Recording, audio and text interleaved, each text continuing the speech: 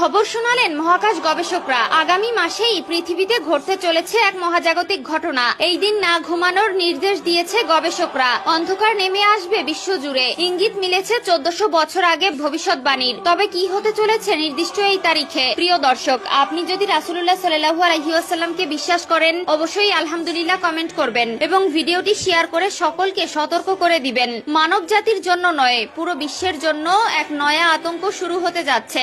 মহাকাশচারীদের গবেষণায় উঠে এসেছে এমনই এক চাঞ্চল্যকর তথ্য, যা সতর্ক বার্তা হিসেবে বিশ্ববাসীকে সতর্ক করেছে বিজ্ঞান পাড়া। মহাবিশ্বের সবচেয়ে শক্তিশালী ঘটনা গামা রশ্মি বিস্ফোরণ। জিআরবিএস হলো সর্বোচ্চ শক্তির আলোর স্বল্পস্থায়ী বিস্ফোরণ। এগুলি আমাদের সূর্যের উজ্জ্বলতার চেয়ে 1 কুইন্টিলিয়ন মানে একটি 10 এর পরে 18টি শূন্য গুণ বেশি উজ্জ্বলতা নিয়ে বিস্ফোরিত হতে পারে। এখন নতুন কৃষ্ণ গহ্বরের জন্ম ঘোষণা করার কথা ভাবা হচ্ছে, তবে এগুলি দুর্ঘটনাক্রমে আবিষ্কৃত হয়েছিল।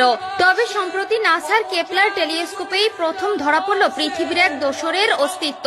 সঙ্গত কারণেই উত্তেজনা তুঙ্গে। পৃথিবীর দোসর যখন, তখন কি সেখানে প্রাণের অস্তিত্ব থাকবে না? আদিগন্ত বিস্তৃত মহাকাশ নিয়ে মানুষের জিজ্ঞাসার শেষ নেই। পৃথিবীর বাইরে আর কোনো পৃথিবী আছে কিনা তা জানার জন্য 5 দশক আগে মহাকাশে পৌঁছে গিয়েছিল ইউরি গ্যাগারিন। তারপর 1969 সালে চাঁদে পদার্পণ করলেন নীল আর্মস্ট্রং। এরপর রহস্য উন্মোচনের লক্ষ্যে একের পর এক মহাকাশযানও কখনো পৌঁছেছে চাঁদে, কখনো মঙ্গলে। দূরবীনে বছরের পর বছর চোখ ঠেকিয়ে বসে রয়েছে মহাকাশ বিজ্ঞানীরা। সম্প্রতি ম্যাসাচুসেটস ইনস্টিটিউট অব টেকনোলজির গবেষকরা পৃথিবীর মতোই একটি গ্রহ আবিষ্কার করেছেন।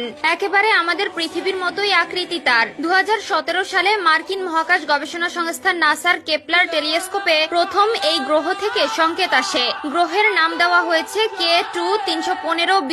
গ্রহটি নিজস্ব সৌরজগতে তার সূর্যকে প্রদক্ষিণ করে চলেছে বলে নিশ্চিত করেছে মহাকাশ বিজ্ঞানীরা। K2 তথ্য ব্যবহার করে এ নিয়ে 315টি নতুন গ্রহের সন্ধান মিলল মহাকাশে। গ্রহটি ভর সম্পর্কে এখনো তেমন কোনো চূড়ান্ত সিদ্ধান্তে আসতে পারেননি জ্যোতির্বিজ্ঞানীরা। তবে বিজ্ঞানীদের প্রাথমিক অনুমান বলছে প্রাণের বসবাসযোগ্য নয় ওই গ্রহ, কারণ এই গ্রহটি তার সূর্যকে একবার প্রদক্ষিণ করতে সময় নেয় মাত্র 3.14 দিন। অর্থাৎ এর আবর্তনের গতি থাকে 81 কিলোমিটার সেকেন্ডে। ফলে এর ভূপৃষ্ঠের তাপমাত্রা থাকে 350 ডিগ্রি ফারেনহাইট অথবা 450 কেলভিনের কাছাকাছি। এত উচ্চ তাপমাত্রায় প্রাণের অস্তিত্বের সম্ভাবনা ক্ষীণ বলেই জানিয়েছেন MITর গবেষকরা। তা বলে পৃথিবীর এই দোসর গ্রহটির বুকে কি চলছে তা নিয়ে গবেষণা থামিয়ে দেবেন না তারা। কেননা আপাতত যা আবিষ্কার হয়েছে তা কেবল অস্তিত্বের প্রথম ধাপ। ঠিক যেমন শুক্র গ্রহে ফসফিন গ্যাসের সন্ধান পাওয়ার পর বিস্তারিত পরীক্ষার লক্ষ্যে এগোচ্ছে বিজ্ঞানী মহল, এক্ষেত্রেও